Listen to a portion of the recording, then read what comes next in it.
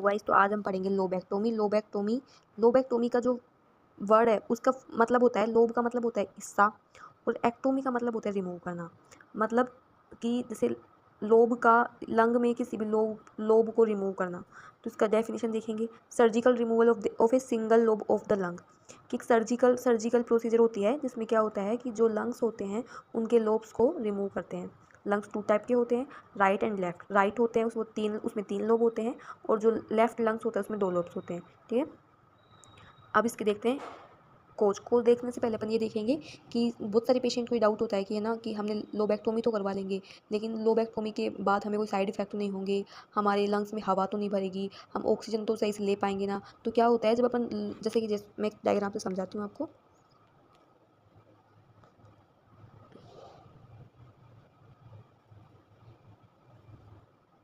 जैसे दो लंग्स हैं, ठीक है, राइट के 3 पार्ट और इसके 2 पार्ट।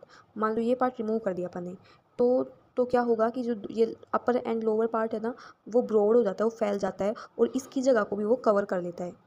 ठीक है, इसलिए वो दोनों गैप को फिल कर देते हैं। तो इस वजह से कोई साइड इफेक्ट नहीं होता, एक अच्छा प्रोसीजर है ये।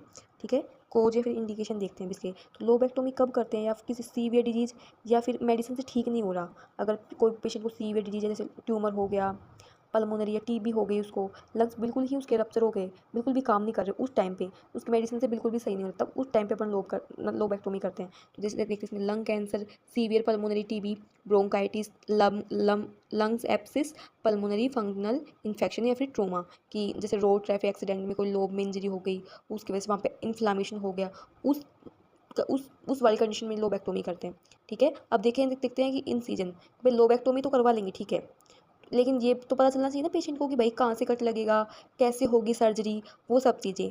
तो लोबेक्टोमी में इंसिजन कहाँ से होता है, जो इंसिजन होता है ना लोबेक्टोमी, सबसे कॉमन होता है पोस्टीरियर लैटरल थोरेकोटोमी। इसमें क्या होता है कि पोस्टीरियर साइड से लेटरल की तरफ कट लगाते हैं, जो अपनी 5th इंटरकोस्टल स्पेस होता है वहाँ पे कट लगाते हैं, वहीं से एंट्री करते हैं। ठीक है, ये होगा इंसिजन। अब देखते हैं इसके टाइप। लोबेक्टोमी 3 टाइप की होती है, ओपन, वार्स एंड रोबोटिक। जो ओपन है वो ट्रेडिशनल, मतलब पहले के टाइम में यूज़ करते थे। उसमें क्या था, पहले रिब्स को तोड़ के और फिर मतलब लंग्स में एंटर करके फिर वो करते थे। वो बहुत पेनफुल भी होता था, और पेशेंट के लिए भी एक अनसिक्योर सा था, उसमें रिकवरी का टाइम भी बहुत ज़्यादा लगता था, और वो बहुत कॉम्प्लेक्स सर्जरी थी और लंबी चलती थी वो सर्जरी। ठीक है, इसमें देखते हैं पोस्टोलैटरल थोरेकोटोमी इंसिजन। इसमें 5th इंटरकोस्टल स्पेस को कट करके और फिर सर्जरी करते हैं, जैसे चेस्ट पे ओपन करके लोब डायरेक्टली रिमूव किया जाता है। बेस्ट फॉर कॉम्प्लेक्स और लार्ज ट्यूमर्स, कि मतलब बहुत बड़ा ट्यूमर है या फिर कॉम्प्लेक्स सर्जरी है ना, उसके लिए बेस्ट है। अब ये थोड़ा कम कर दिया क्योंकि बहुत सारी एडवांस मशीनें आ गई उसकी वजह से। वार्ड्स में क्या होगा, वार्ड्स की फुल फॉर्म होती है वीडियो असिस्टेड थोरेकोस्कोपिक सर्जरी। इसमें क्या होता है, मिनिमम इन्वेजिव सर्जरी है ये, कि इसमें कोई भी कट वट नहीं लगता। इसमें क्या होता है, 2 से 3 छोटे छोटे कैमरे होते हैं, और वहीं पे कट लगा के और थोरेकोस्कोपिक की हेल्प से सर्जरी होती है। इसमें पेन भी कम होता है, रिकवरी फास्ट होती है, और स्कार फॉर्मेशन भी कम होता है। अब देखते हैं रोबोटिक सर्जरी, जो इस टाइम में सबसे ज़्यादा यूजफुल है। रोबोटिक आर्म यूज होता है उसमें। ठीक है, और इसमें पेन भी नहीं होता, ब्लड लॉस भी कम होता है, कॉस्मेटिक रिजल्ट्स भी जल्दी आते हैं, और स्कार फॉर्मेशन भी बहुत कम होता है। ये देख लो, ये इसका डायग्राम है पूरा रोबोटिक, ये डायग्राम, 1 मिनट,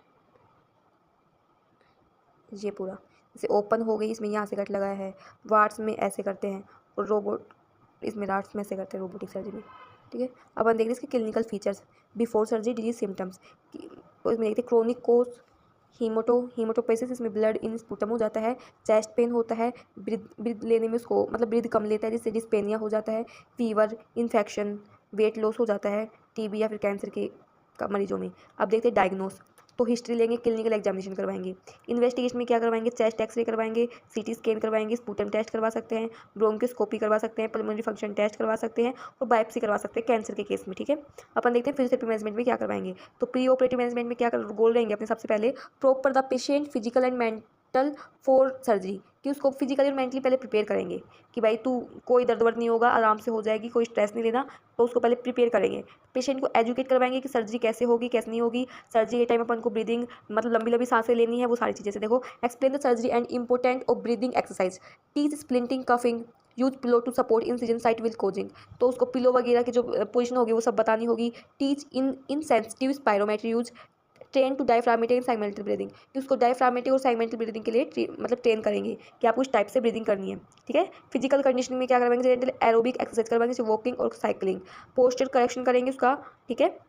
अब देखते हैं सर्जरी के बाद, सर्जरी हो गई, रिकवरी वाली फेज में है, तो तब क्या करवाएंगे, तो डे 1 से स्टार्ट करते हैं। तो पोजिशनिंग करवाएंगे सबसे पहले तो उसको, तो सेमी फ्लोर पोजिशनिंग, इसमें 30 से 45 डिग्री का हेड को एलिवेटेड रखते हैं, ठीक है। Turn patient every 2 hour, patient को हर 2 आवर्स में उसको टर्न करना होता है। Operate lung side up for ventilation perfusion matching.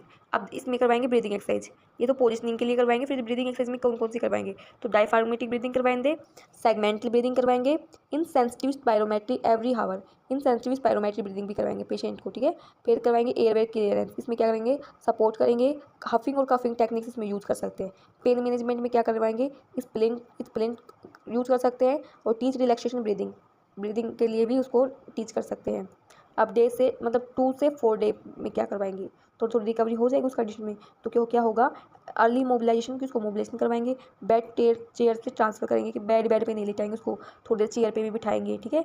Ambulation with assisted start short walk, उसको पकड़ के सपोर्ट के साथ उसको थोड़ी थोड़ी वॉकिंग भी करवा सकते हैं, ठीक है। अब हम देखते हैं ब्रीदिंग या एंड एक्सपेंशन।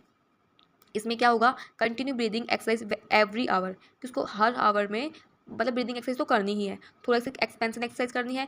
चेस्ट फिजियोथेरेपी करवाएंगे उसमें, तो क्या करवाएंगे, gentle percussion vibration with position near incision site, ठीक है। कोज मतलब उसको है ना, परकशन क्या करवाएंगे कि जहाँ पे इंसिजन हुआ है वहाँ पे परकशन वाइब्रेशन नहीं करवाएंगे, लेकिन उसकी अपोजिट साइड करवा सकते हैं, ठीक है। ये उसका वो रखेंगे अपन। अब क्या देखते हैं डे 5 में क्या होगा, फंक्शनल ट्रेनिंग करवाएंगे, इसमें प्रोग्रेस एम्बुलेशन डिस्टेंस डेली, कि उसको मतलब जैसे 6 मिनट वॉकिंग होती है उस टाइप से उसको वॉकिंग करवा सकते हैं। टीच एनर्जी कंजर्वेटिव टेक्निक्स, कि एनर्जी कंजर्वेटिव टेक्निक्स भी उसको सिखाएंगे। स्ट्रेंथनिंग करवाएंगे उसकी मसल्स की, पोस्चरल करेक्शन करवाएंगे। फिर डिस्चार्ज फेज में या फिर होम प्रोग्राम में क्या करवाएंगे, उसको कंटिन्यू ब्रीदिंग एक्सरसाइज करनी है उसको मतलब हर 3 से 4 आवर में। ग्रेजुअली इंक्रीज वॉकिंग डिस्टेंस, उस वॉकिंग डिस्टेंस को बढ़ाना है, जैसे मतलब थोड़ी दूर चल सके, सीढ़ी बढ़िया उतर सके, इतना चलाना है। Avoid heavy lifting for at least 6 to 8 weeks, मतलब हैवी कुछ भी नहीं उठाना उसको 6 से 8 वीक्स तक।